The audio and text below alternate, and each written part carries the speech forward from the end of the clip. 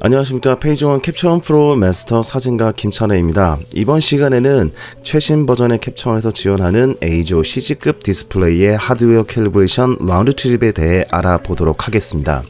우선 환경을 설정을 보시게 되면 General Appearance, Image and Capture Color 탭을 보시게 되면 바로 트랜스폼 하단에 모니터가 있습니다. 여기에 Calibrate Ajo라고 해서 베타라고 써있죠. 지금은 테스트 버전이지만은 테스트 버전을 해본 결과 상당히 만족스러울 만한 사진 세격을 만들어주는 걸 확인할 수 있었고요. 그 다음에 이제 기존의 에이조에서 지원하던 이제 컬러 내비게이터는 설치 안 하고 하셔도 충분히 되지만 아직까지는 캡처원 프로에서 하드웨어 캘리브레이션 할 때는 CG급에서만 동작하는 점을 유념하시고 실행을 해주시면 되겠습니다.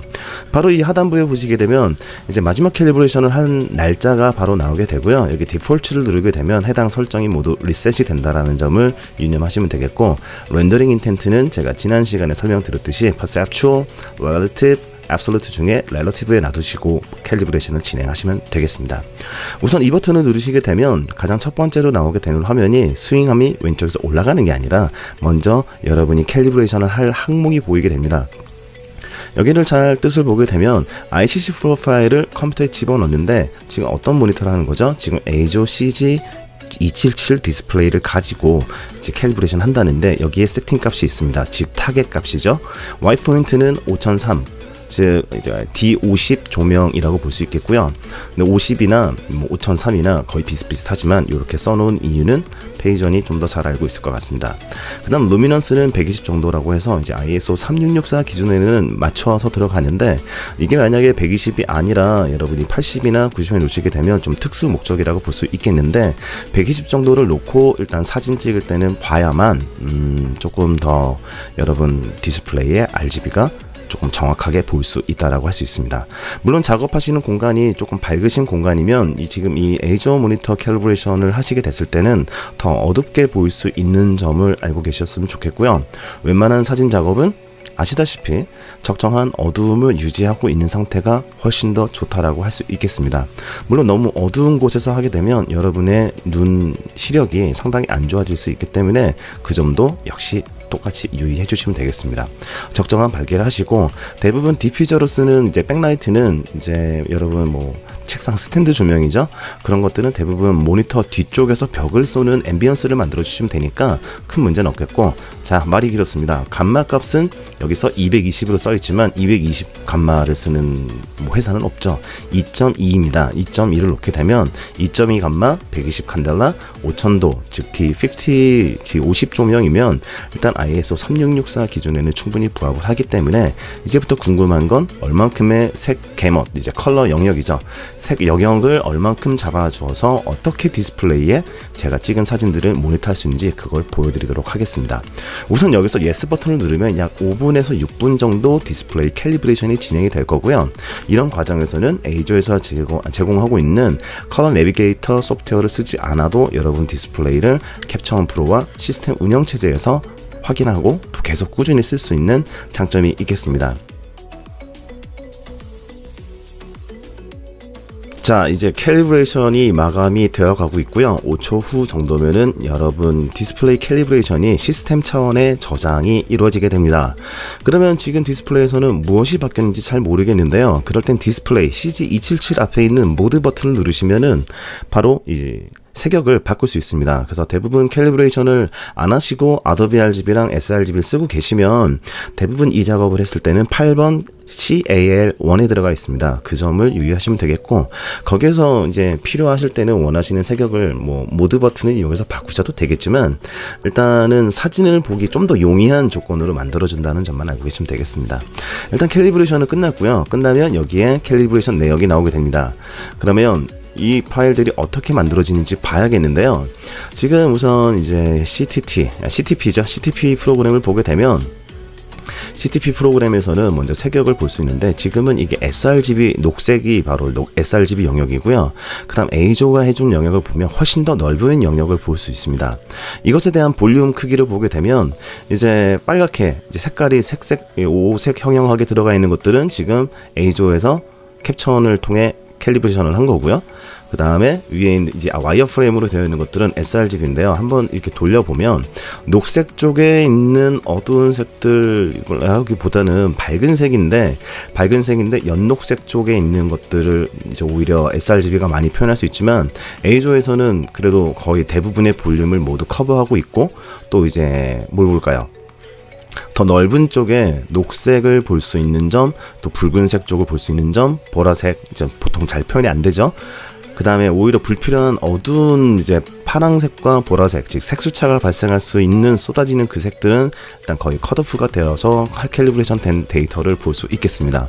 제일 자세한 건 볼륨마다 하나씩 보시면 되는데, 보통 색수차는 이 라인에서 많이 생기죠. 다른 라인보다는 이쪽 라인이죠. 이쪽 라인, 지금 제가 마우스로 지시를 하고 있는 저 라인에서 많이 걸리고, 그 다음 실제 사진 찍을 때 이 특별하게 이 보라색 라인은 거의 강조하는 경우가 거의 없는 케이스 바이 케이스이기 때문에, 여러분께서는 보통 풍경 찍을 때 하늘색 요 라인과 요 볼륨이죠. 요 이렇게 따라오는 라인이 보통 하늘을 표현할 때 많이 쓰고요. 그 다음 이제 이제 숲이나 이런 데서 찍으면 녹색이 이런 형광 녹색이 아니라 대부분 하나, 둘, 세 개 중에서 한 요 정도 또는 요 정도의 색깔, 아니면 요거나 요 정도의 색깔로 충분히 되고, 인물 스킨톤을 보게 되면 한 노란색은 좀 그렇고요. 여기에서 와이어프레임 안쪽을 보면 전 요 정도라고 보겠습니다. 요 정도에서 보통 나오고 녹색이 돼 있는데, 여기나 요 정도 스킨톤을 보면 되겠죠. 스킨톤, 지금 와이어 때문에 제가 순간 연두색을 노란색으로 잘못 봤습니다. 요 정도나 요 밝기에서 있는 스킨톤이 이제 보통 여자 사람들이 좋아하는 토닝을 보면 되겠고요. 그 다음 보통 이제 뭐 좀 형형색색 멋있는 걸 했으면 좋겠다 라고 하면 이쪽 영역, 빨강색이죠. 빨강색 영역이 잘 보셔야 돼요. 제가 틀릴 수도 있지만 그래도 제가 알고 있는 것만큼은 알려드리도록 하겠습니다. 일단 이 붉은색 영역을 여기에서 지금 보시면 하나, 둘, 셋을 보시면요, 여기에 빈 공간들이 나와 있죠. 요만큼까지 보일 수 있는 색들이 이 끝으로 달라붙게 됩니다. 이 끝으로 달라붙기 때문에 실제 카메라에서 찍은 볼륨을 정확하게 못 보기 때문에 여러분 사진의 개조가 깨져 볼 수 있는 거죠. 그런 개조를 깨지지 않게 하기 위해서 디스플레이를 고가의 장비를 막 구매를 하시는데, 고가의 장비를 구매하시고 sRGB로 캘리브레이션을 하시게 되면 조금은 좀 아쉽다라고 할 수 있죠. 그 큰 이유가, 여러분이 찍은 사진은 제가 예전에 강의할 때 프로포토 RGB보다 더 큰 영역을 디지털 카메라는 가져오는데, 여러분 색역이 곧장 sRGB로 넘어가게 되면 거기에서는 여러분이 사진이 많은 볼륨을 압축을 시켜서 밴딩 노이즈가 걸리기 때문에 사진 쪽에서는 좀 좋지 않다라고 할 수 있습니다. 조금 다소 불편해도 겟넛 워닝을 켜놓고 캡처 프로에서 작업할 때는 프로포토 RGB가 안 돼도 sRGB나 아도비 RGB보다 넓은 색으로 보고, 그 다음에 그 상태의 색을 가지고 어도비 포토샵 있죠? 포토샵에서 여러분이 어떤 걸 가지고 할까요? 바로 셀렉티브 컬러를 이용해서 여러분이 겟넛의 볼륨을 풍성하게 만들어 주시면 됩니다. 예전 자료를 찾아보시면 제가 강의했던 내용을 보실 수 있겠고요. 그 다음 sRGB 말고 어도비 RGB를 하게 되면 어도비 RGB보다도 좀 더 넓은 영역인데, 일단 녹색 쪽은 어도비 RGB가 원래 sRGB보다는 좀 더 많이 지원을 하죠. 원래 이렇게 공간이 좀 넓죠?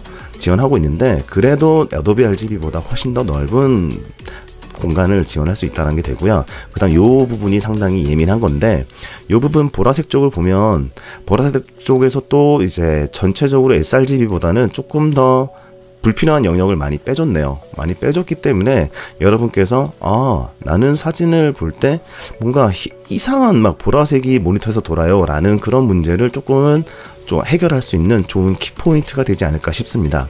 왜냐하면 여러분이 러브 파일 컨버터에서 사진을 보았을 때 이상한 색들이 디스플레이에서 보이게 되면 제일 첫 번째로 사진에 대한 자신감이 사라지게 되죠. 그래서 이 디스플레이를 먼저 보게 되면 여기에서 대부분 환경 설정에 보시면은 아니죠, 아웃풋 레시피 탭에서 보시게 되면 여기에 있는 이제 프로세스 레시피에 보시면은 또 저게 나오죠. 이제 색역을 무엇으로 할 것이냐.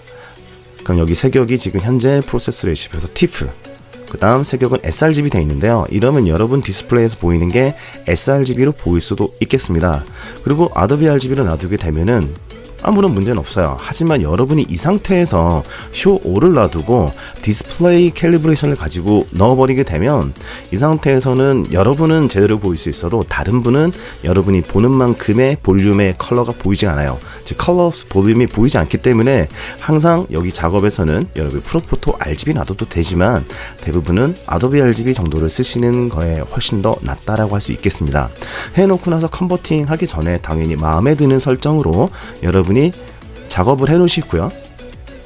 작업을 편하게만 해 놓으시고 그 다음에 이제 컨버팅 하게 될 때 여기에서 여러분이 과연 내가 타겟 ICC 프로파일이 제대로 되어 있는지 보시고 그 다음 뷰에서 프루프 프로파일을 보시면 셀렉티드 레시피가 되어 있는지 보셔야만 여러분이 여기서 원하는 프로파일을 막 바꾸다가 오류가 생기는 부분을 많이 해결할 수 있겠습니다.